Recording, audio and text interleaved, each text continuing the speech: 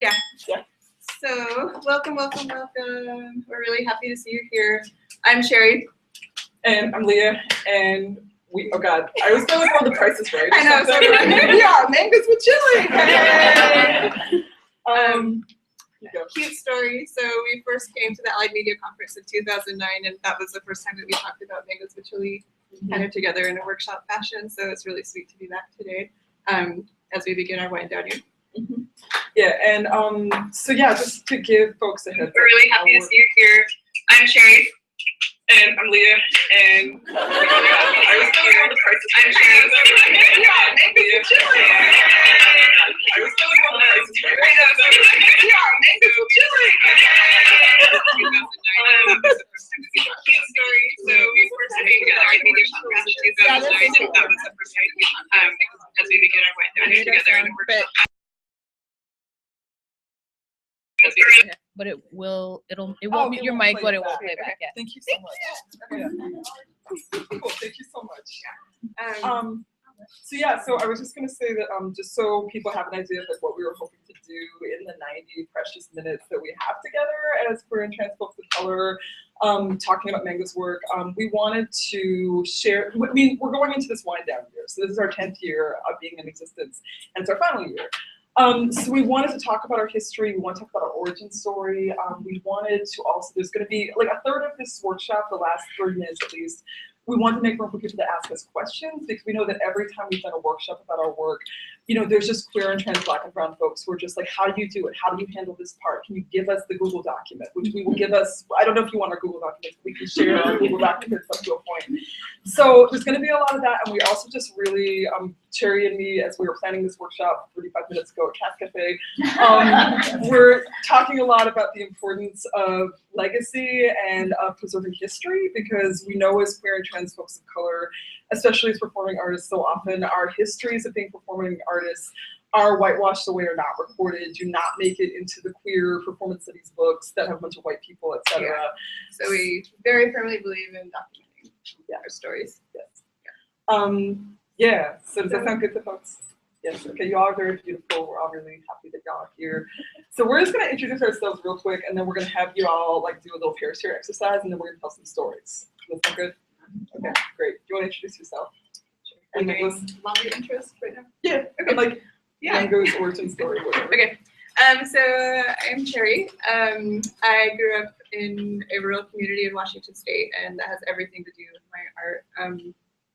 I think if you grow up in a rural place, or even if you have the experience of, you know, what it is to feel really isolated as a queer person of color, queer trans person of color, you know, when we're able to come together, that space is so precious, right? So necessary. And so I feel like I spent a lot of my formative years when I was, you know, learning these various art forms and, you know, benefiting from inherited music and movement legacy from my family, like still feeling really isolated despite those things, and dreaming of, you know, community. And so, yeah, my family are musicians and come from a very beautiful tradition that I think a lot of POC communities do, where, you know, you learn to play as you're growing up and learn different rhythms and, you know, dances that go along with that and stuff. And so that was very much a part of my family story growing up, and it brings me a lot of joy to just, you know, be able to continue that legacy and create.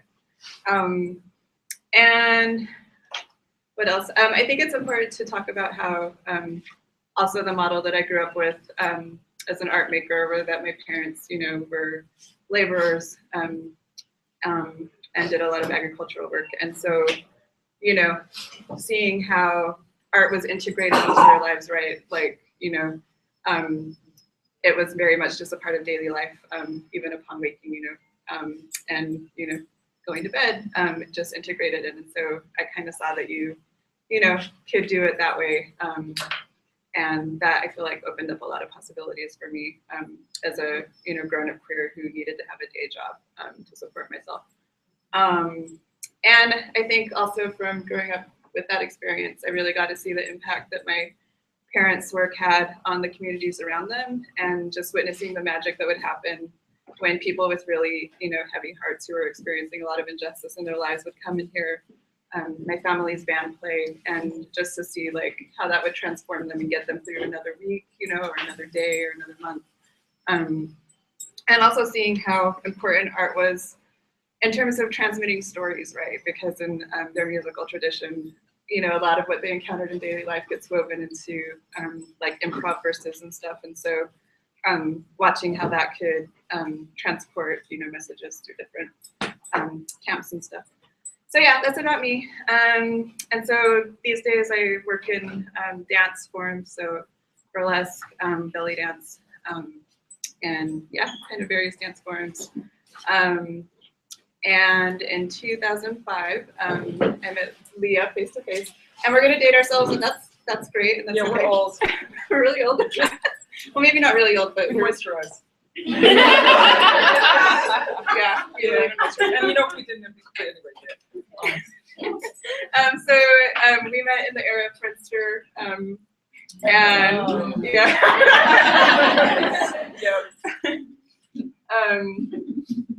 And I'm gonna pause there because I want Leah to tell her one more story. Well, okay. So I'll segue to say that, yeah, and this actually feels like it's a cute story, but it also feels really important in terms of how, as cutie pop, we find each other. Because we all, I mean, you know, whenever we say we met in Friendster, there's like, yeah, there's people who are like, yeah, and then everyone else just stares at us blankly. But I think it's important to raise up that like there was a time before social media, and then when social media first started, for me, I had left the United States when I was 21. I'd like run away to Canada. I had lost touch with a lot of my communities there. And a lot of cutie pop then, and I think now, but I think it is different, like really felt isolated. Like you knew the people in your community, in your city, in your town, but like it was really hard to have a sense of like, oh, what's going on in other places. So when Friendster started up, I was at my shitty like day job at the eviction prevention hotline, like having white people yell at me and like, you know, trying to like get people not evicted. And then I would also be on Friendster, and there were people I knew who were really important community connectors, like my friend Pepe, who's here, who literally went through and like friended every person that she knew of who looked like a queer person of color, and was like, I don't know you, but I'm Iranian and I think you are too, and and like, and it was a way that actually a lot of cutie pop artists in the mid-2000s found each other. Like that's how I found you. I actually found you through your blog first, where I was like, who is this like queer Chicana Moroccan single queer femme mom in Western Mass? And why do I want to read everything she's writing? So we met online before we met in person, and I think that's important to say both as like a story of the ways in which we innovated to find each other, and also that we found each other through stories, right? Yeah. And then we didn't actually meet in person until we were both at this BONA, Voice of Our Nations, which is a Writers of Color retreat in 2005. So that's some of our origin story, and then some more things that I just want to pop out for my own origin story of like how I came to creation. Is that, so my father is a middle-class Sri Lankan guy who lost a bunch of class privilege, but also not some of it when he came to the States. And my mom's a working-class Irish and Roma woman.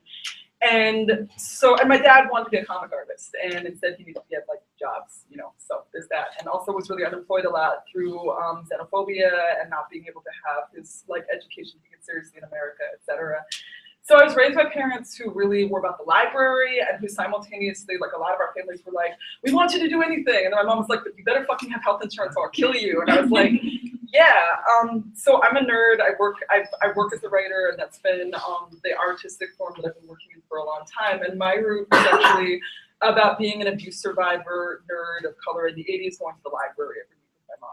And somewhere along the way, finding June Jordan and Audre Lorde and Gloria Tadwea and like all of the OG like 80s, 90s queer women of color writers, and being like a 12-year-old nerd, I would be like, I don't understand some of this, but some kid really seems familiar. Oh God. And for me, a lot of my pathway towards creation, it didn't start out as performance. It started out as writing in my journal, and it started from a place of if other queer women of color can write their stories that are things that we've been told will be killed for speaking, and they don't die, and it's making me not feel crazy and isolated, I want to do that too. So that's when my story as a writer, and who then and who came up in a spoken word tradition, and then like many of us were like, what is it going to be like when it's longer than 3 minutes at a slam? Like you can tell a longer story and you can do different stuff. So that's some of our origin stories, and then we were going to have them to appear shared, but I feel like, do you want to just keep going? Let's flow into some of Mango's early years. Okay, so Mango's early years. Okay. Yeah. So yes, 2005, San Francisco, and we met in person for the first time, and you know, how femmes of color will share their dreams with each other when they're walking down city streets. And like the first Like 30 they seconds will, of meeting. yeah. And so one of us blurted out, I have this dream that, there would be like this touring thing and it would be all cutie pot and we would go everywhere and, we would change lives. And then the other one was like, oh my God, I've had that dream too. Yeah. And that was Mango's little seed.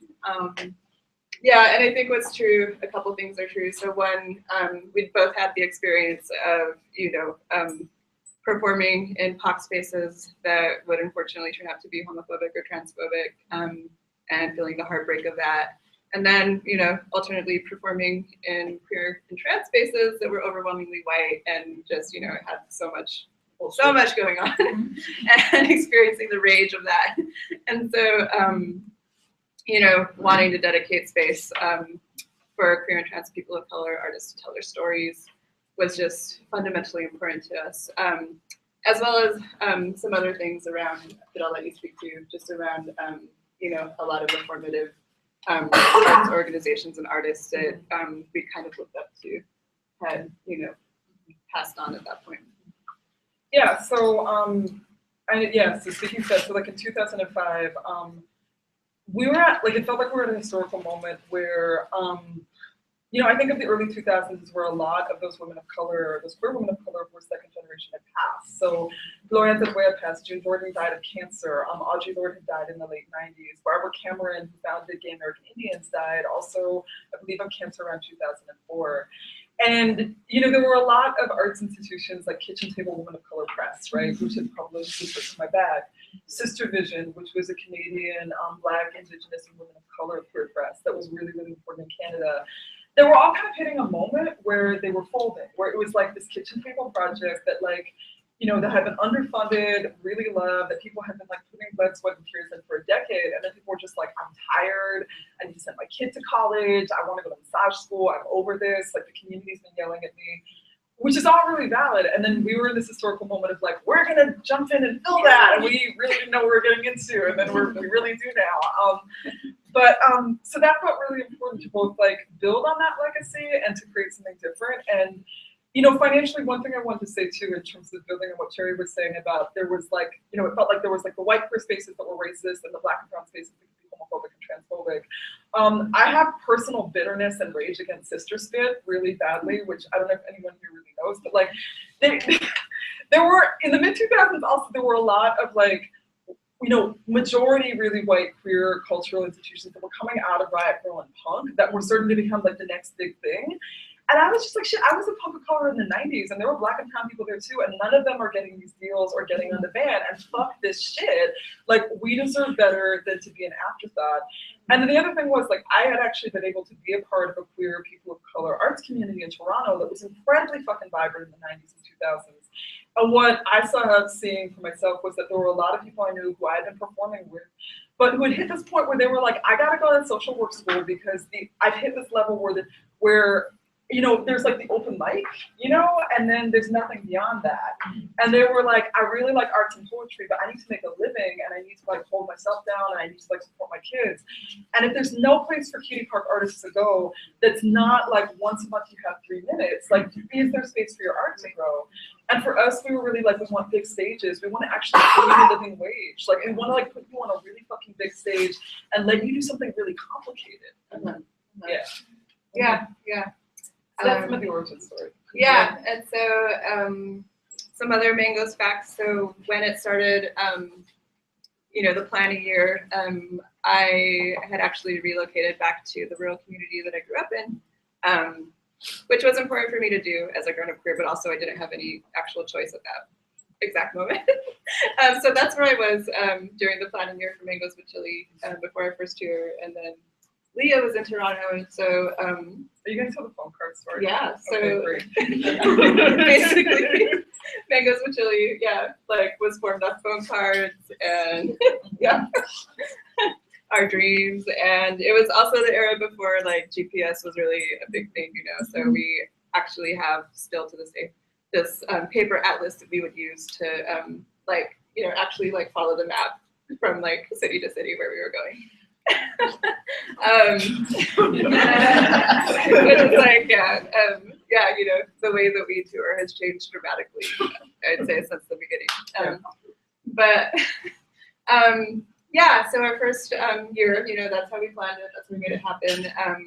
I also think, you know, it's important to say that it was born out of brown girl hustle, like a thing that we both, you know how to do is hustle. And so just that, you know, got us our first gigs, and, you know, we were so pleased that we, you know, figured out a way to like get where we needed to go, pay everybody really well, use, you know, privileged institutions with a lot of resources to bring us places, and then, you know, go to communities who didn't have any money to, you know, bring us and, you know, subsidize those shows that way. And so I think we were so good at figuring it all out in that way. And so our inaugural tour, there were 7 of us. We had a 6-passenger van. That was one of our learnings. Oh wait, we don't need to put that. We were 1 seat short. I do know that. Somebody had sit in the crack, and they had pneumonia. I didn't know what I was doing. I was like, oh, it's a minivan. We can squish, and then, you know, it's a bad idea. But yeah, no, I think it's cute too and, you know, beyond cute, like important to talk about our learnings. Because I mean, there's the learnings where there's funny stories like that, and then there's like really deep important learnings that we've, you know, gone to that I think are as much a part of our legacy, you know, as like all the other stuff. Okay, quick process question. We were originally going to just introduce ourselves for 5 minutes, and then we're all going to have you guys do a pair share where you grab the partner and you talk about what is queer and trans people of color performance art mean to you, what's a memory you have, what's a question you have. We're now getting on a roll where we just talk about ourselves. So what do you think? Should we make them? Because I also feel like we can talk to you and we're real cute and entertaining, but everyone's going to go dead because we're in this room with fluorescents. So yeah. Thoughts?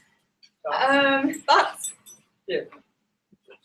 Like we could keep story sharing, or we can pause from the story sharing. You want us to story share? I do. I'm like so interested in it. Like, okay, cool. Okay, cool. It's like Terry and Leah TV. This is great. Okay. Well, do you want to talk about what performance art means to you? Yeah. Okay, yeah. You want to start? Yeah. Well, I mean. Yes, and okay, so I have a lot to say about this. I did not have all these white hairs on this side of the head before we started Mango Sweet Chili, and that's a big reason. And I'm saying this like not just to be cute, but because like I'm gonna say more about like what I think performance art means to me, but you know, in terms of the actual act. And I think that one thing that feels really important about performance art in Mangoes is that I think even when a lot of people hear the word performance art, they think of this like rarefied weird thing where someone is like, you know, grating Swiss cheese for 3 hours or something, you know, and then they throw up, and then you're like, okay. And like, I just pulled that out of my ass. I don't know where this came from, but I'm sorry. I had an image at some point. I'm trying to blank it out. But you know, I feel like with Mangoes, like, you know, what feels important to pull out is that like the process was the product, you know, that like the process of making cutie pop art. You know, I think that sometimes when we tell these stories about what it was like to make this art together, we'll tell things like, yeah, you know, it's like you're in a van and there's been a slice of meatloaf that's been in there for 5 days, and like everyone got really constipated on the first tour because we just drank coffee and whiskey and had bacon sandwiches, and then somebody was getting a suppository up their butt in like the Ritz-Carlton Montreal because they really needed to poop, and there was all this stuff going on. For real, sorry, yeah, like this is the real fucking deal. Like you were, oh my god, you did this thing, it was so cool, and I'm like, you have a fucking nervous breakdown 58 times a day when you're on tour. And so there's like the hectic part, and then there's the part where like we every year until I think the last tour, we would either have ICE, Homeland Security, or the cops. Like we had a major incident of harassment, like whether it's at the border. No, we didn't get stopped at the border. There was somebody with your name who was a murderer. Yeah. You know, we had all these interactions with law enforcement. You know, we had all these interactions with, you know, I mean, Sherry mentioned that we've had a policy of balancing, like going to universities to get money and like very much working with like the student of color groups, the queer student of color groups, etc. But then like having shows in bars and community centers that aren't in academia and using the one to fund the other, and really making sure the community folks know about the university shows and get to go without hassle. So there's all that nuts and bolts stuff, and there's the like, you know, brawling with like weird white people who put some shit on your poster that's not what you asked them to put, and like the yada yada yada, and like that's part of the making this work, you know. I mean, and that's the thing is that when I look at like white queer institutions that do performance art that are like, on the outside anyway, blissfully thriving and you're 15. And I'm like, okay, I know you have stress to deal with, but there are different levels of stress that you don't. Like in terms of like artists that we work with being deported, you know, like shit like that. Like, you know, being racially profiled when we go into the bars we're performing in, like having really racist and sexist and homophobic and transphobic treatment from staff, you know, like all of that kind of stuff. So, I mean, that's kind of like, that's in it. And then I think one thing that has been important, correct me if I'm wrong, but like for both of us is that, you know, we came into this being like, we want to create big spaces for cutie pop stories that people can see. And a lot of like the audience surveys that we got were people saying like, this is the first time I'm seeing my experience reflected on stage and it's huge, right? And then, you know, like maybe in year 3 we're like, oh, let's have an altar. Because, you know, queer people come, you always put an altar on fucking everything. It's like, you know, put a bird on it, put an altar on it, you know. So we started making altars at our Bay Area shows. And then really quick, it was like, oh shit, like this isn't just like this is healing, and this is also feels like ritual. You know, it feels like especially so our biannual shows in the Bay were 2. Whipped, which was our show of queer and trans people of color love, sex, and disaster on Valentine's Day or thereabout, and then Beloved, which happened around Dia de los Muertos, which is a show that we did to memorialize our queer, trans, black, and brown beloved dead. And, you know, I mean, especially for both of them, like people would come, like for Whipped, people would come and leave. You know, we would ask people to like write notes being like, what is the love and sex that you and desire and healing that you want, you know, as queer and trans, black, and brown people. And for Beloved, like people would bring photographs of their ancestors, like their blood ancestors, their chosen ancestors, and it would get really, really powerful in there. So I feel like all of that, I don't know how to put that on phrase, but that. And a last thing I'll say real quick before I turn it over to Terry is that one thing that I think we've said a lot is that, you know, as cutie pop folks, there's a lot we don't control, but we can control the stage. So the stage can become, and not just the stage, but also the community that happens in the 2 hours of the show becomes this other world. And with Mango shows, it would be this thing of like, holy shit, like people write, this is church, you know, and they'd be like, this is all these black and brown folks who are queer and trans in a room. We're taking up the whole space. There's a lot of us. It's beautiful. Everyone's flirting. Everyone's dressed up, and we're witnessing this together. And this is not just going to the theater for an evening. Sorry, not to just, you know what I'm trying to say. This theater that is amazing, but you know, like it wasn't just like I'm taking in some culture and I'm going to go home and like whatever. It would really feel like community space together where we can make the world we want to have happen. So what is performance art? So yeah, similarly, I think when people hear the words performance art, like you think of something really abstract. You know, I think what's cool about the stuff we put on our stages is that it may be very abstract oftentimes, but I'm thrilled with how much it reflects the, you know, lives and realities and experiences of the folks in our audience. And to me, that's continuing in the vein, the tradition of my family, right, of like giving people hope, you know, and enough, you know, enough good stuff to make it through another week, another month, you know, to sustain folks. Yeah, just bouncing off some stuff that you said. So yeah, I think it's really, really, really, really real to talk about just, you know, funding disparities and, you know, how they played out in, you know, our organization versus, you know, similar, you know, white organizations. And yeah, I'll be totally transparent and say that, yeah, I have a lot of rage around that. And like, it's just like super ironic to me. So both of us were priced out of the Bay, right?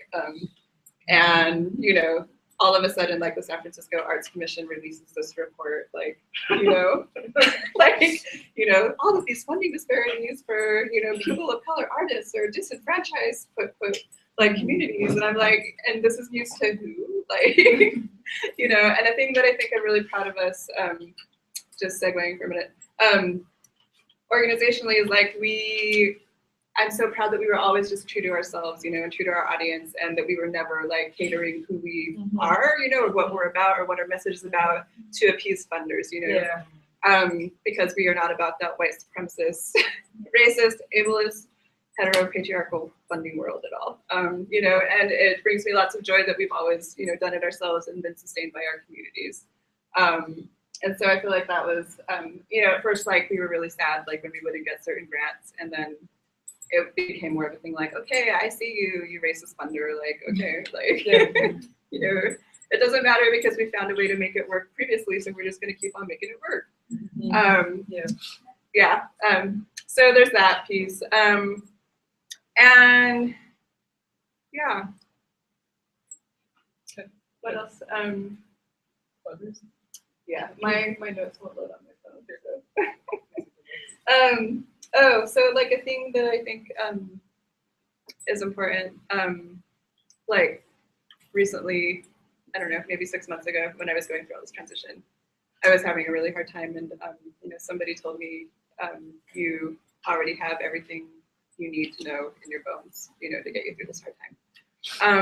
And I think about that in terms of performance art a lot, and just like inherited art legacy, right? Like when we think about, the folks who were kind of our, foremothers and forefathers and for people, right?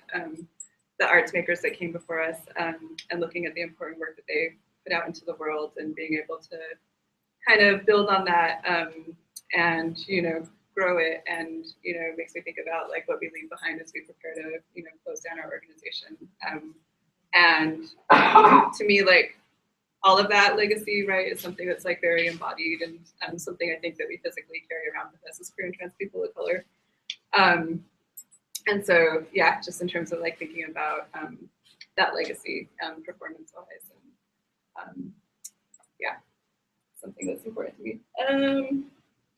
Yeah. Can you talk a little bit more about funding? Sure. Okay. And just like as a backstory for people, I just want to give like a quick summation of like the work we did. So we did 5 North American tours, and we lost count, but I think we had there was up to 125, maybe more artists who've been involved with us over the years, in the Bay and across North America, which just felt huge. And funding wise, like I just wanted to just build on what you said by saying that I remember there's a point in our story where we actually, because like a lot of people might have different relationships to funding or like experience with that, but like I feel like there is a pretty typical funding story for a lot of organizations, cultural or not, where you can start up and like you start up with your cute idea and you just kind of do it out of pocket, and then it catches on because we know we need in our bones, so we serve our communities well. And then you have this moment to be like the hot shit, new commodity, and you can get some like entry level funding, and people are like, oh yeah, we're welcoming you. Yeah. And that definitely happened to us. Like I remember when we got like, like really relatively, I mean, we got a $500 grant from Rainbow Grocery, and I was really fucking excited. I was like really like, this is shit, What? Yeah, it's Rainbow the grocery store in San Francisco. Yeah. Yeah. No, if it was from Rainbow Clothes, that would have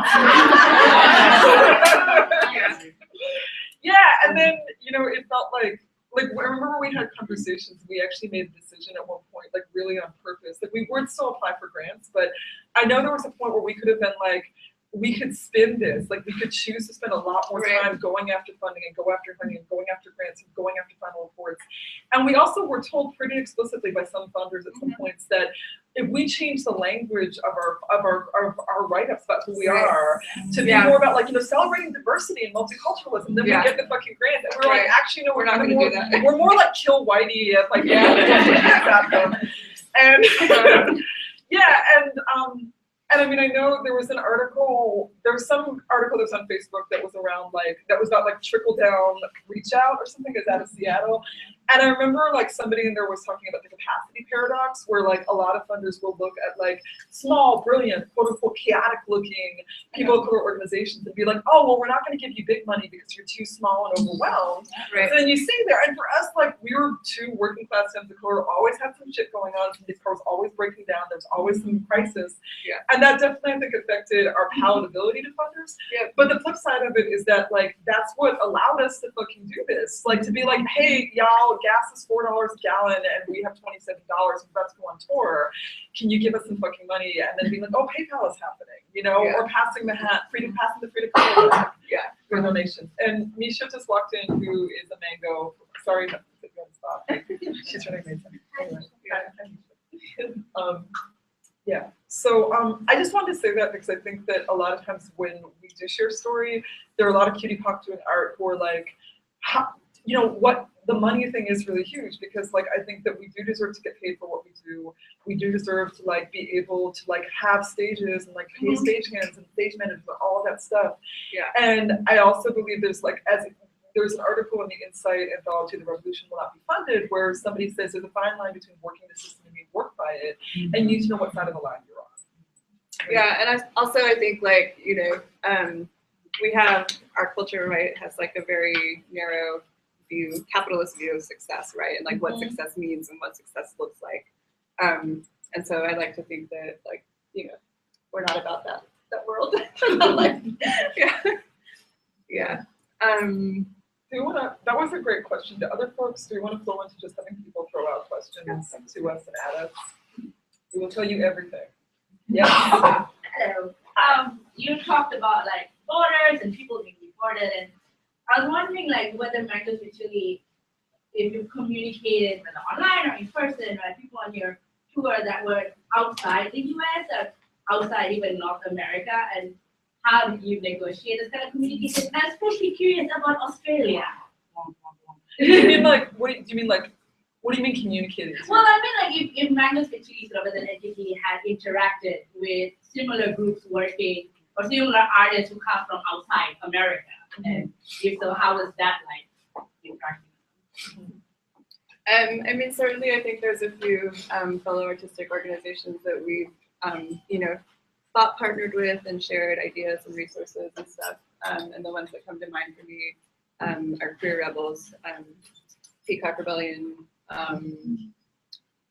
R3 in Three Fires Confederacy Territories in Toronto, Color in Montreal, just different people in Vancouver, Coast Salish Territories who are doing organizational stuff. Yeah. And then there were artists, like I'm thinking of, you know, folk like South American circus artists we were working with who got deported. Melemania.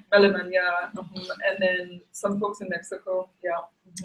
Yeah, and I think what's, you know, I come away with after, you know, sharing resources and thoughts and stuff is just, you know, how amazing we are and how we all find different ways to make it happen. Yeah. Cherry and Leah, I'm wondering, since 2005, how have you sustained your friendship? between you two? Yeah, that's a That's great real question. tough, yeah. Thank you. Yeah, thank you for asking that. Yeah. Well, I think there's a really great way to learn a lot about yourself and another person is co-running an organization for Yeah. fucking years. Also getting in a band with somebody, because I like to say you never really know a person, even if you think you know a person, until you get in the band with them. Because not only do you get in the band, but like all of your archived experience, all of your trauma, every moment you kind of felt unseen, or, you know, everything comes with you. And so when you have 9 queer and trans people of color in the band, which is literally like what, 10 feet by 5 feet, you know, for like 20 days, like, yeah, you know, those archives are going to bump up against each other, and, you know, yeah, and how do you lovingly, you know, make space for each other, set boundaries, you know, all of that stuff. Yeah. So, yeah, I mean, I think to be transparent, we've definitely taken breaks, you know, in our friendship as our work together has progressed. I'm really proud of the fact that we've both grown, well, I'll say for myself, and then, yeah.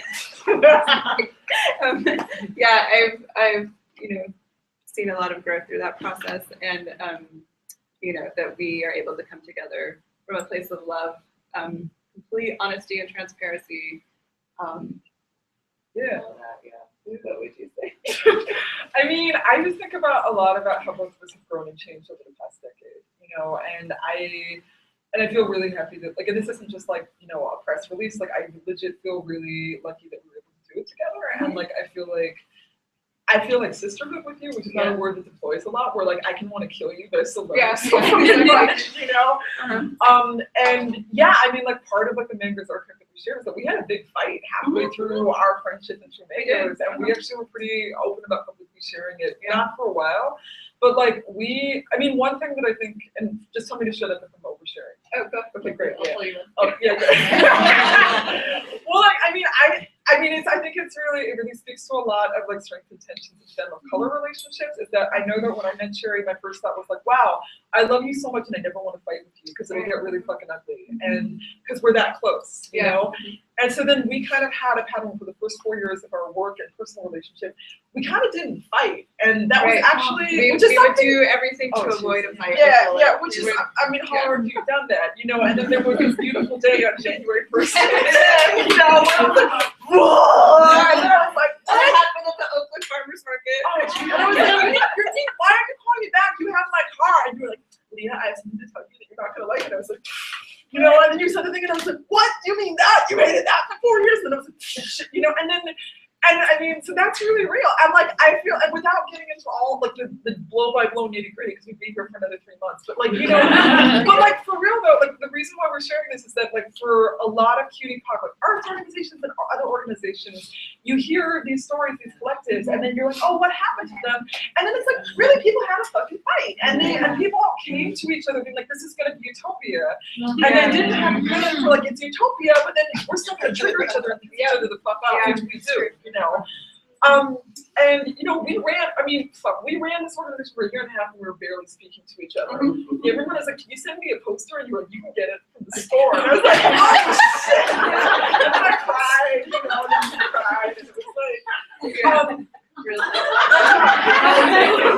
And I mean, and it was really painful, and I know that like, you know, and then the thing that actually, one of the many things that felt complicated was that I know that we both were really, I mean, looking back, I wish we'd been more easy on ourselves because we felt like we couldn't tell anybody in our communities because we're like, shit, funders are going to hear about it and they're going to be like, oh, they're going down.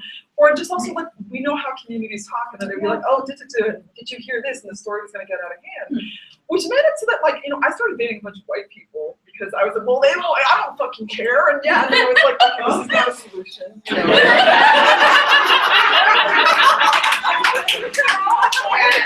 And I hibernated for like a good 1.5 to 2 years. So that was my solution, which wasn't a good solution. I was going to talk about like different leadership styles that we have. I want to say one thing about, well, I just want to say that I really, if it's okay, I really want to shout out Adrienne Marie Brown. Yes. The goddess, and who we kind of were like, Adrienne, can you come and help us? And she came and she helped us. She helped us, and there was like one of those plastic like drawer units that's in an office, and she pulled it open, and every drawer was full of sage, and she was like, "We're gonna burn all of them."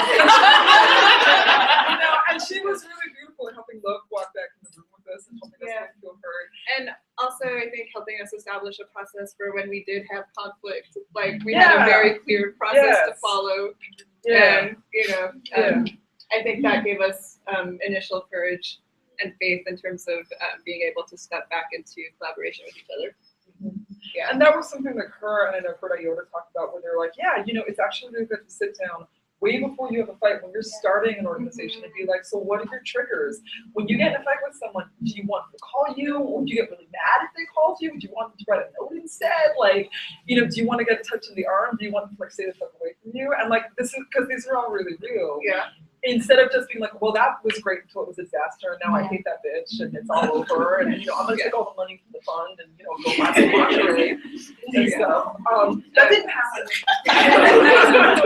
And I think also, you know, I think it's really easy if you meet somebody who, you know, is so similar to you or your story, right? Like, it's just super easy to you know, find the places you have in common and the things that you bond around, right? And I think it could be harder to acknowledge the ways that you're different. And I think like we realized maybe 3 or 4 years into our friendship and collaboration that we were really fucking different. Yeah.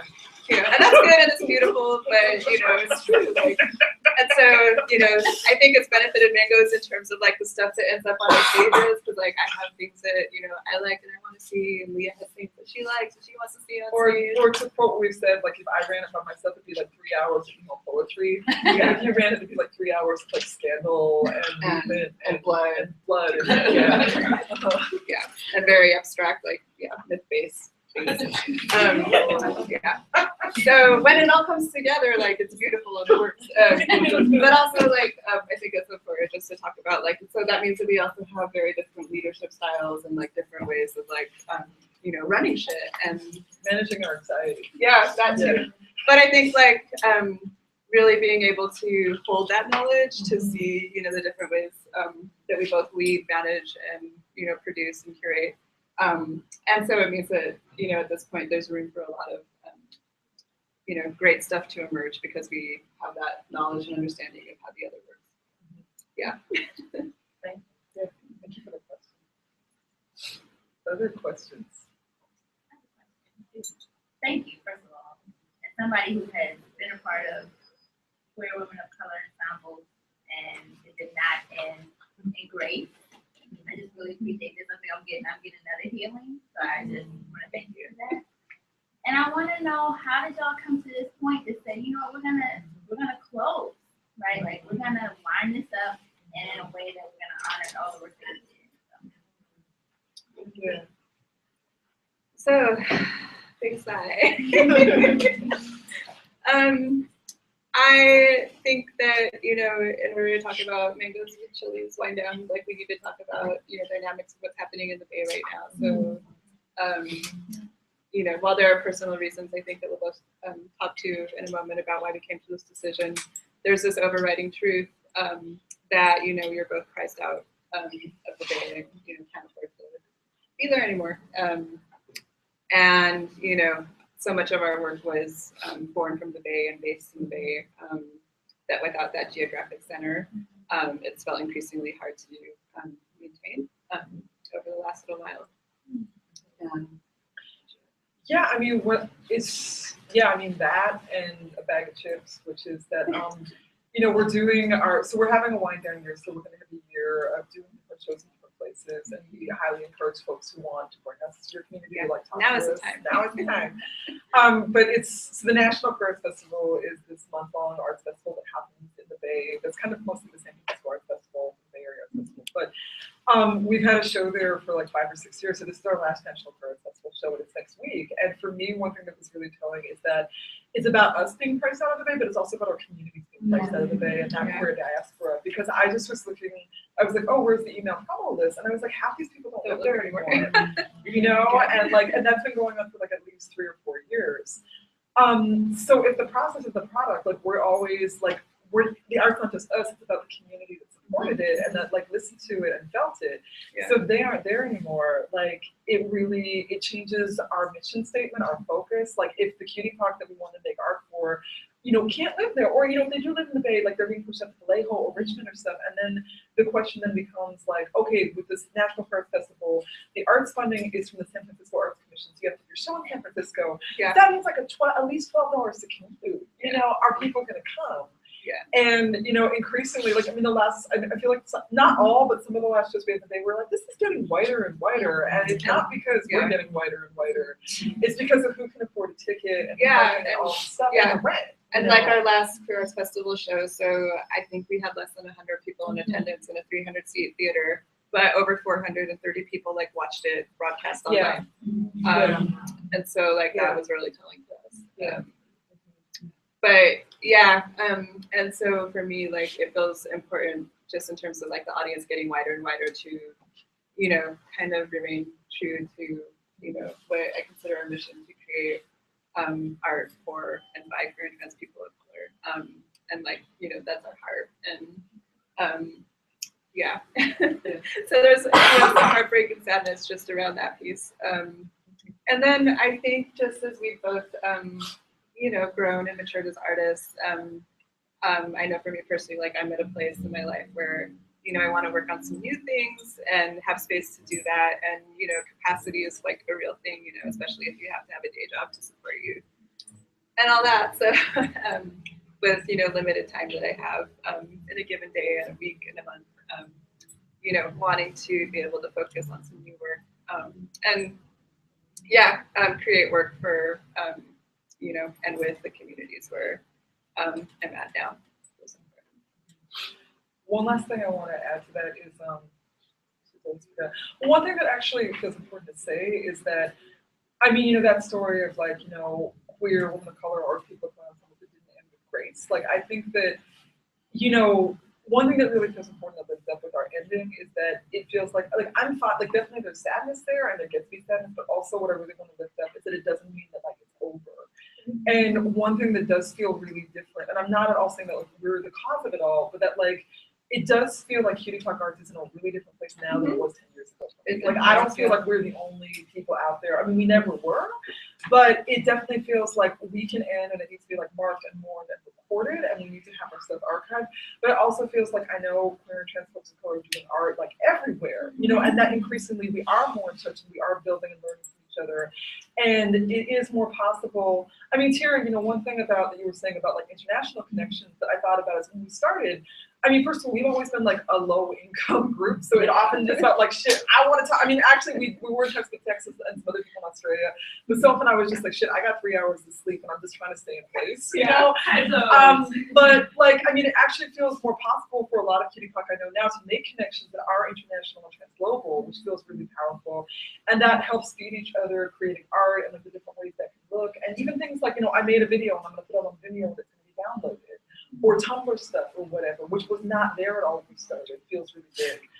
So I just want to say that, and just to, like, just jumping off of the thing of like, who are we doing this for? Like, in terms of like queer diaspora and like queer and trans Black and brown folks being pushed out of coastal cities and being gentrified out, I think we're all part of a story that we're continuing to write about. Like, so when our people are pushed someplace and the communities transform, our art needs to transform, you know, which is also not something that like funders like. They want you to stay in one place, they believe do the same thing, do the same thing every year.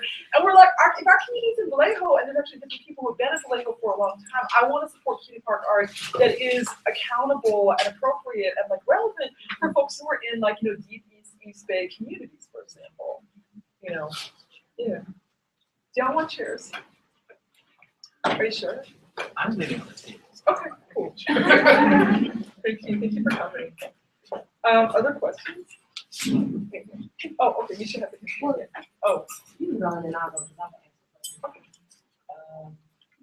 My question is, could you talk about the archive of media that you have in the show? Yes. There's very little documentation of transgender artists, and you're like one of the organizations that can count on my fucking finger that actually has transgender artists. So I want to know. Yeah. Is there an archive? A couple of things like some of it's in a Forever 21 bag, yeah, not all of it. So yeah, I feel like it's really important to preface that question with you know, the story of how yes, we were a low-income organization, you know, made of low-income folks, and that meant that we didn't have, especially in our early years, a lot of access to technology or good technology. Like our technology was always breaking. Like there were times when like one of us wouldn't have a computer. You know, my computer had duct tape holding it together, literally. Yeah, at one point my computer, like there were like wires coming out of it, and I had to like prop up the screen like this, like to be able to like use it and like shine a flashlight on it so I could see and like sit there and like do it. So like that, right? Fortunately for us, technology has changed a lot in the last few years, but I still think that it, you know, it's hard. I think for queer and trans folks of color to like document their stuff, you know, and so I know that I've been really encouraged by the work of Leah King, who is a documenter and archiver in terms of thinking about documenting stories differently, and like we have, you know, like this great technology today that's letting us, you know, broadcast to the world and this world wherever we want to, and that's beautiful. And yeah, so part of the story then is, yes, there is a yellow Forever 21 bag that some of our archives live in. But it's before you start performing with it, it's like in the mini DV tape era. Yeah. Yeah. Right? And then there is a lot of footage that exists on a few hard drives that, you know, one of our goals in this wind down year is to think about documentation in a longer term way, to find some resources and folks to help us do that.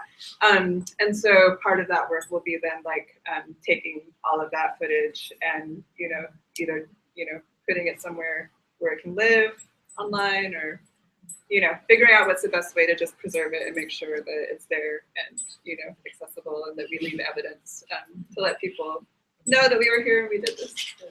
I also want, just talking about Leah King, this is a different kind of documentation, but one thing that I feel really blessed by is that Nia actually did her thesis in college in Mangoes with Chili. And so there's a document that we want to make available online where she, you know, she interviewed like artists for part of Mangoes, she did audience surveys, she interviewed audience members.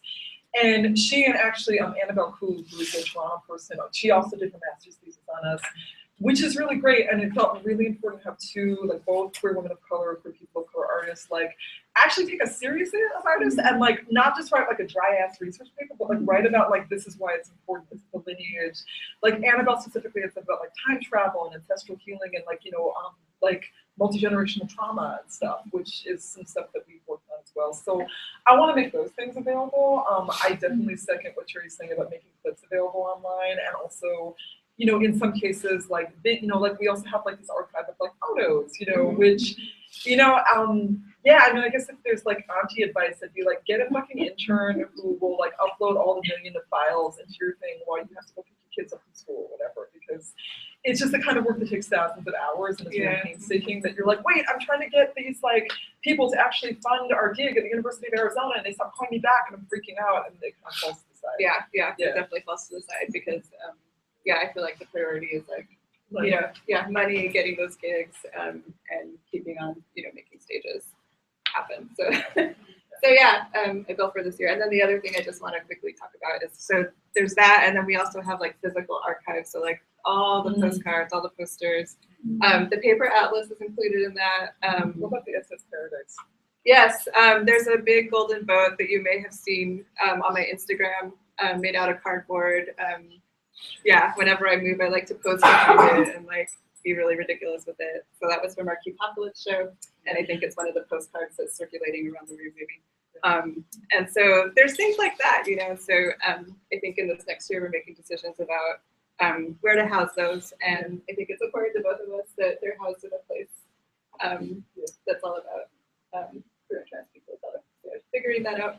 Just real quick, Apocalypse was a story about queer and trans people of color at the end of the world, and it was a very ambitious show that we didn't quite pull off, and there were things involved like me and Nico going into Home Depot to steal one of those like lumber carts, which we did by pretending. He's like, okay, let's pretend to be a couple having a fight. So he was like, couples counseling, are you fucking crazy? And then all the security guards walked away and we put it in the back of my station.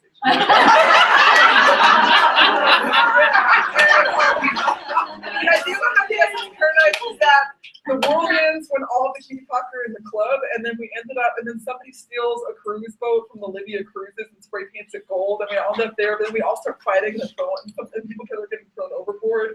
And it was a metaphor for community trauma. So anyway, and it's really funny because like, so yeah, to me that's like, you know, kind of a mark of shame. Also, it's gonna be really real. In terms of Mangoes with Chili is like, you know, body of work, right? I'm like, oh my god.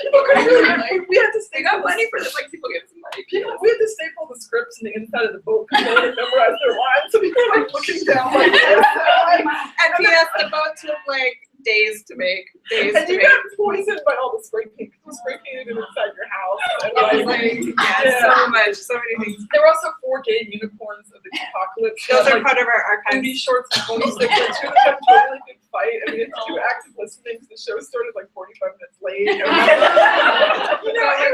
what's so funny is that there are people who love that show, and like I feel like every time I travel somewhere, somebody's like, "Oh my god, I saw Apocalypse. I remember that was the first Mangoes with Chili show I saw, and it was fucking fabulous." I'm like, "Are you?" Oh. So there's that. So the end of the world doesn't have to be bad. Yeah. Yeah, so along with that archive, could there be a possible maybe a self-published book on how you just did it? Yeah. The trials and tribulations of it all, kind of like this is what it is. My dream is for somebody to like make a documentary. So if any of you are like documentary makers and are about that life and can, you know, help us capture that story, that's like really badass. So right now we don't have like plans like that, but I do want, you know, the story of Mangoes with Chili to live on in some way, whether it's book form or documentary form or uncut. Yeah. Yeah. Or, you know, just in terms of like, you know, the stories that you're hearing today, you know, that you'll carry with you and pass You mentioned for Rebels, is there a possibility to work with less challenging on that documentary? I mean, they're kind of busy, but yeah, I mean, it's possible. I mean, they do like 30 things a year, but yeah, that's a good idea. You know? One thing on the real too is that I think in terms of community documentation, hey, Kay's also Mango. Hi, Kay. Kay was on our first tour. Kay had to sit in the crack. Yes, I was just about to say that. Kay, promo. And Kay came with us on our last tour. Yeah, didn't sit in the crack. No. No, there's no crack. So I just want to say real quick about like the idea of the book is that not to harp on like inter-community trauma, but like it does get complicated because like, I mean, yeah, it's a wild fucking story. And like to be totally real, there's like people who perform with Bangos who are now straight, who don't want to work with us. There are people who, you know, are running the Gold's Gym somewhere who don't want to work with us. There are people who, you know, there's a lot of that kind of stuff. And so, I mean, it's not a no, but I feel like there are complexities to figuring out like, you know, because it's like there's no one story ever. You know, there's all the stories, and then like, I mean, we definitely have our own version of like, remember when that motherfucking thing happened or whatever. But then there are like, there's the intercommunity conflict, and, like the different versions of stuff, and like, and also quite honestly, like one thing I want to speak to, I want to make sure we speak to before we end is a little bit about some of the ways that we fucked up in taking public accountability. Yeah. You know what I mean? Which is another part of the cutie pock artiverse, you know? Which I feel proud of the ways where, you know, when that person had some music for their film, this non-black brown person that had the N-word in it, that had not been audible when played it on the shitty computer in the fucking tech rehearsal, and then it played, and people were like, whoa, I feel totally betrayed, what the fuck? Yeah. And we were like, we are gonna be publicly accountable for this is our fuck up, it's because of that computer equipment, but like we still, this caused harm to black people in our fucking audience, we're two non-black light skinned brown women. You know, we need it. Like, I think we handled that in the best way we could. And there's still people out there who are like, yeah, that was, this didn't leave me with good taste in my mouth. Yeah, so, and that's valid and real. And and then the other thing that I think that is important to speak to, you know, we were not always great at including trans women artists in our lineups. And I just feel like that's important to talk about too, as an organization that's run by two system. And so, you know, starting to intentionally work and, you know, around that. And yeah, just, you know, again, like public accountability around that, I think is really important. And I think by being really accountable around both of those things and like other ways that we've messed up, you know, that, you know, we leave a model for, you know, for how to be publicly accountable and, you know, yeah, acknowledge that, you know, you fuck up and, you know, fucking up is part of learning and legacy as well. Yeah.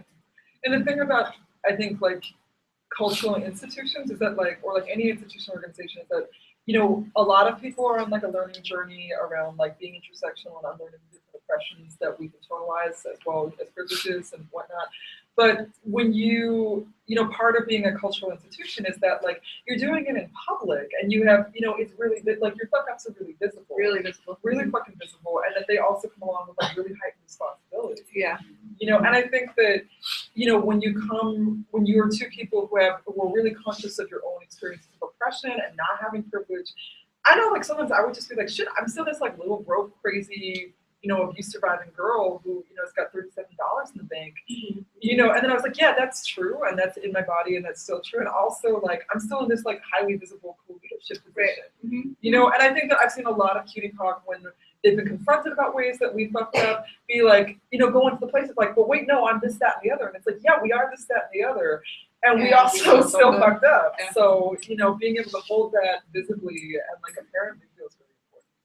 Yeah. Yeah. Question. So we're talking about accountability and specifically just now talking about non-black person using the word nigger. And you said in your public statement, apologies, but was there anything else? Like, what does that accountability process look like? Specifically, what I'm wondering is, what I see a lot is people in organizations being fucked up, people who are apologizing, but not actually being like, hey, how are we going to stop this person from hurting people in the future? So. Yeah, well, certainly, like that artist wasn't welcome to, you know, like put work in future shows. And Yeah. What else would you say? I mean, I would say like, I'm trying to remember this 4 years ago. I feel like we spoke to the artists, we talked to them about like what was up with that. I mean, this is also during the period where you and me weren't talking, so I think that you were talking to them more, so I'm not exactly sure what that conversation looked like, but I know that it happened. And then we also were just like, I mean, I don't know, and I don't know if this is true for both of us. For me, I was like, okay, I think that we kind of had, that was 3 years in, and I feel like we had this, well, I think we both had this thing like, oh, we're all cutie talk. It's not going to be, no one's going to do anything offensive racially. And that was like a wake-up call, but like, actually, no, like, we can't just, because like, with a lot of like arts organizations, I feel like what happens, especially when you're small scale, is that people give you their shit at the last minute. And I think that we had this faith about like, oh my God, it's all cutie talk. It's always going to be wonderful. And I think after that, we were like, no, actually, we really need to screen for political content and not assume that there's not going to be anti-Black racism, not assume that there's not going to be other forms of oppression. And be prepared as part of like our process to actually sit with artists and be like, okay, we saw what you gave us. This is whack. This is problematic. We can have a conversation about this. I also remember like doing audience outreach to folks who were affected by that artist work being in there and the anti-Black racism, to be like, what do you need as Black people to feel like reparations happen in this situation? And being in dialogue with some folks who were in the audience about like, can you do this? Can you do that? I think too, just on the curatorial tip, so you know, doing check-ins with artists before you know, shows, and just to get their initial ideas. And just, you know, to make clear, you know, what parameters we had around, you know, no oppressive stuff on the stages. Yeah, that's just an ongoing process. Yeah. You can read people a fucking side page, like, please don't do this thing, and everyone nods, and then you see some shit. And it could be like, honestly, there's been stuff that's happened after then that I can think of that, like, you know, where everyone nodded. And then, like, sometimes it's also people's off-the-cuff remarks, you know, where, like, I mean, and I think that, like, one example I can think of really is around ableism, where, like, we had a performer say some ableist stuff they didn't think was ableist, but another person who was on stage, and then just being like, oh, no, I'm not with it, and, like, being like, it was, you know, on the side of the stage, and then being like, okay, you know, and that's a whole fucking thing around, you know, for myself as a disabled person, having that conversation, and also around just, like, being like, I want to support your evolution, and I also want to be like, that's actually really fucked up. You know, like that balance between like, you know, like I feel like in all of the million like call out versus call in versus call whatever articles that circulate, I'm like, I feel like all of them are really necessary. There's a real time to be like, no, that's just fucked up, stop. And there's also time to be like, okay, so you're unlearning your ableism. Like, can somebody help you along that journey? Maybe it doesn't have to be me, but I also want you to know that. I don't know if that answers your question. That's something that I thought about. 25 minutes. Someone else is going to say, so I also wanted to ask about the, so you said you also haven't historically included trans women, but that's, what did you say? Thinking a lot about that now? Oh yeah, just like curatorial processes shifting and realizing that we weren't working hard enough to, you know, make spaces for trans women. You know, in our programs, and specifically, you know, feedback that we got was like, oh, well, you're doing, you know, the thing that everybody does, where you memorialize, you know, dead trans women, but don't celebrate living trans women, you know, in our communities. And so, yeah, just, you know, thinking about that and how to change that in our curatorial practice and really be intentional around changing that. You have anything? Yeah. But you did change it. You haven't had trans women in the show for 2 or 3 years. Well, more than that, and I mean, yeah. So, do you want to speak there? Yeah. I mean, I feel like there's been trans women of color in the show from the beginning, but I think that one thing that we own and that we've become, you know, that we've been more vocal about over the past, I would say, like 4 or 5 years, is like I think that we are 2 AFAB cis women of color who started this thing in 2006, and like many cis women of color who have internalized trans misogyny, we're doing the queer and trans thing where we're like, okay, it's cis women and trans guys with like one trans woman, right? And we got called out about that. We got called out by somebody who I love and care for a lot and have a lot of respect for, who was just like, okay, yeah, you can't just put Sylvia Rivera in a video and have one trans woman on stage. That's actually bullshit, you know. And that, you know, and then organizationally, and I mean, I think this is something that I think that as part of our wind down would be helpful to share more about, because I mean, what I see happening in a lot of AFAB dominated spaces, aside from the birth spaces, is that, you know, to me, it feels like a similar dynamic by the way in which ableism works, so that like non-disabled people don't know where able-bodied, no, sorry, yes, I'm fucking the words up. Able-bodied people don't know where disabled people are because of systemic barriers. I feel like the trans misogyny that's in this space obviously makes it so like a lot of people are like, I know one trans woman of color. Like the relationships aren't there, the research isn't out there, the sexualization isn't there. So what that looks like practically in the last couple of years is been like making it so that like there's not one trans woman of color as like the tokenized person in our curatorial processes, and being able to have, yeah, I don't know, like being able to like mix that up more. Yeah, and working harder, I think, to you know, find folks who want to be understated. That's what the community actually is. And I think it's also about like figuring out ways to concretely support trans women of color who are doing their own organizing and cultural work, and being able to be like, can we share resources? Can we share resources? Can we share a mailing list? Like, what are ways that we can also concretely help folks who are doing that work? What does AFAB mean? I'm sorry, assigned female at birth. So when you're born, the doctor looks at you and goes, you're that gender. I just want to add that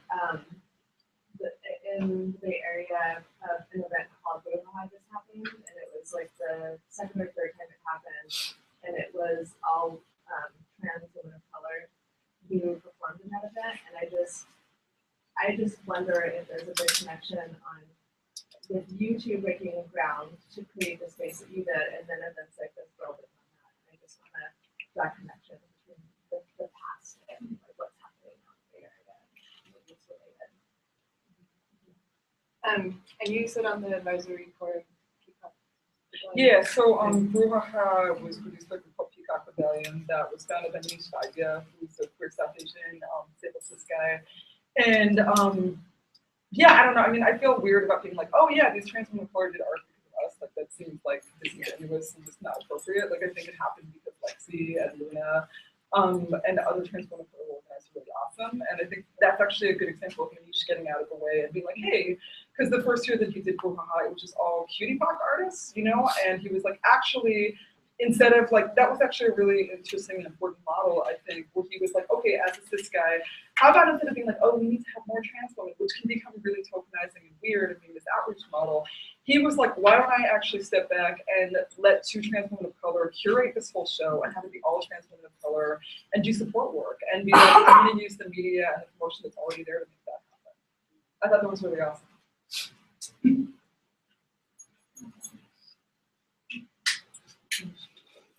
Are there more questions that people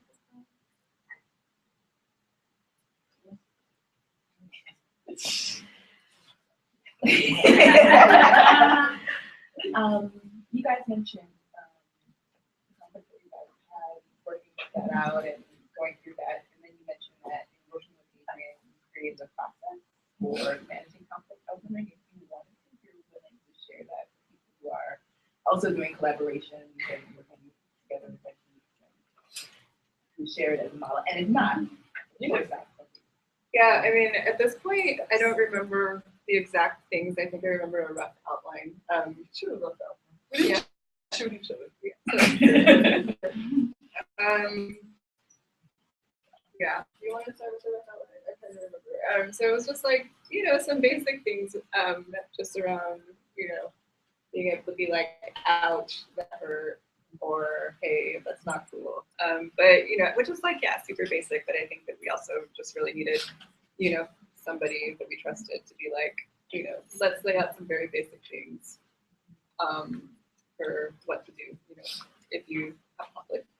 We also made some agreements with each other just around how we would be when we were in conflict, knowing that accounted for like what each other needed. Yeah, that included some stuff around just like parameters for response. Yeah.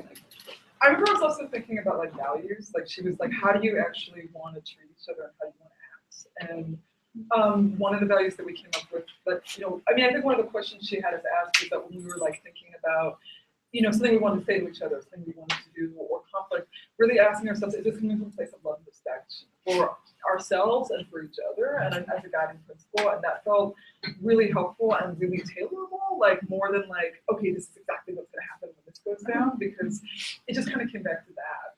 I think it was also really helpful just for us to dive into more of our trauma stories around our origin stories around conflict, and be like, oh, I didn't realize that when I do this, this reminds you of this part of your abuse story, or this part of your story with your mom. Because I think that's also something that like we often as cutie pie can be really intimate with each other and know a lot, but there are those really big trauma stories that you're walking around with all the time that you think, oh, surely this other person knows everything, and they don't necessarily. Like they might know the outline, but they don't know oh, this is that specific trigger, or this is specifically how this affects you, you know. I also think one of the big things to remember was not letting too much time go by if there was tension, or like not to let it build again, because that was part of what has gotten us in trouble with the first place, was just like having everything build up for 4 years and then that explosion, you know, like really building in regular time. So like, is there anything that you're feeling just like stressed out about or tense about? And kind of ritualizing that instead of waiting for someone to get to the point where they're like, I am feeling so upset about this thing, you know. Yeah. So I just want to hold a moment for the both of you and for all of the artists that are in the room, also the legacy of artists that you did bring throughout the country.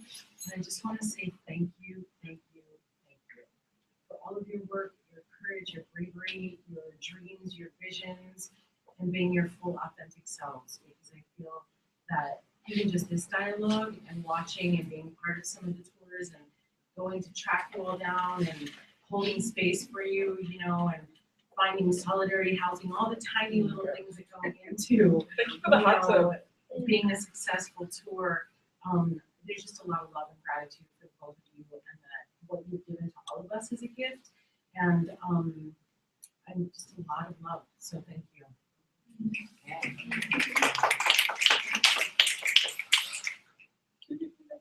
I did. I was just gonna ask, like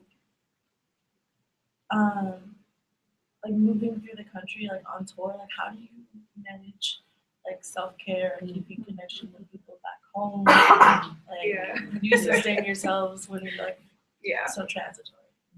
Yeah, so I think you know, the first year was a big experiment since we didn't know what to expect. And after that experience, I think that we both developed things, you know, going into the second year and future years that were highly developed about what we both need, you know, in order to, you know, to make it as sustainable as possible. And I think that's knowledge that we've shared with other artists around developing their own practice. But I think it looks a lot of different ways. And some of my individual ways are having support people. So I usually have like 2 support people that I can call, text, and, you know, just, you know, we talked before too, and I'm like, okay, so you're going to be my support person, you know, and they agree to. And so that means that I can just like unfiltered, you know, text, call, and they provide external support and an anchor to like the outside world, because the tour world, you know, becomes, I think, so insular and so intense that it's like you're in a little like time warp bubble, you know, world all its own. Definitely for me, like some really practical things. So it's important that I have a bag of like really healthy snacks and things that I can have as meal substitutes in case, you know, time is weird on the road and we're not going to have time to stop food. I think something that I'm really proud of us for doing is being able to prioritize access needs and really think about that. And, you know, that was a practice I think that developed over time. You know, so like getting everybody's access needs before tour, so, and talking about them as a group, so that information is shared. What else would you? Yeah, I mean, I think, like, to be honest, like, I mean, I think that for me, another part of the Piepzna's wind down was actually that it is actually really fucking hard to have an accessible tour. Like, I left tour halfway through last tour because I made myself a promise that if I got to a point where I wanted to do self-harm because of stress, real talk, I would leave. And I did, and it was not an easy decision, and it had a lot of impact on us. Yeah, I mean, looking back, I would say like 21 days is way too fucking long. Don't do it. Like, do a week, you know? I feel like the best tours we've had have been ones that have been like 7 to 10 days. And I think that that's really different than the model I think a lot of people have had in our heads from like, you know, movies about people going on tour or ideas, or the ideas that you're in this, you know, van on the road forever.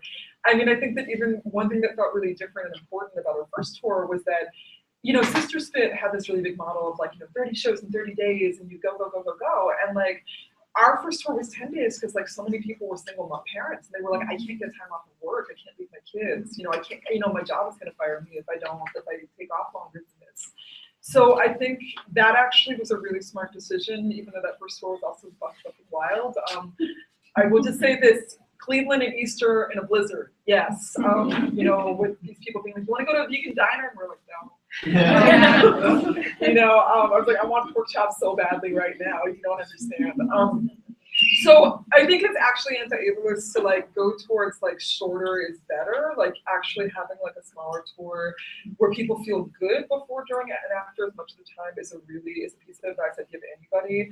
Like, and it's hard because like things are so hectic when you're booking, you people saying yes and people backing out and people stopping emailing you, and like you don't know how long that's going to be sometimes. You're trying to make your budget and there is this like flow of back and forth that's happening while you're trying to manage your life and work your jobs and stuff like that. But I think that doing less to do more is a really important disability justice strategy, you know, like, and, you know, trying not to get caught up in the like rush of like, I want to do everything, I want to go everywhere. And also like, you know, the rush of responding to need, where people would email us at the last minute, like, can you come to a small town in Texas? Can you come here? And wanting to say yes, because you want to be able to like go where QBPOC are asking you to go. I think that's good. We always strove to have really good collected food in the van. The first year it was more like Subway, but that changed. I really tore us out, and I was really like, people need to shit. There's going to be granola and soy milk, and that will help. Greens. You learn how to make a kale salad, and you brought your I do. So that's one of my sustainable strategies. Our last tour van was like super awesome. I mean, not really because it's a tour van and how awesome could it be, but it was awesome because it allegedly, it also allegedly had Wi-Fi, but it was really iffy. But it had outlets, so I was really happy because I have a designated travel blender that comes with me everywhere, and I could like just plug it in and make like a great smoothie in the middle of like the van happening. Just other quick things, and I want to make them feel like anybody who has like last stuff, and we do have a ritual close that they want to do together. But I would just like building on what Sherry said, like expect the unexpected. You know, like I think that we tried so hard. I'm somebody who tries to micromanage. I try to manage my anxiety by like Google spreadsheeting everything, and that's just not how it works. You know, so like really expecting that things are going to take twice as long as they are, and not freaking out when they don't. You know, like we're not going to get across the border in 5 minutes. It's not going to happen. You know, and also like having support people. Like I think that the places where it felt the most sustainable is when we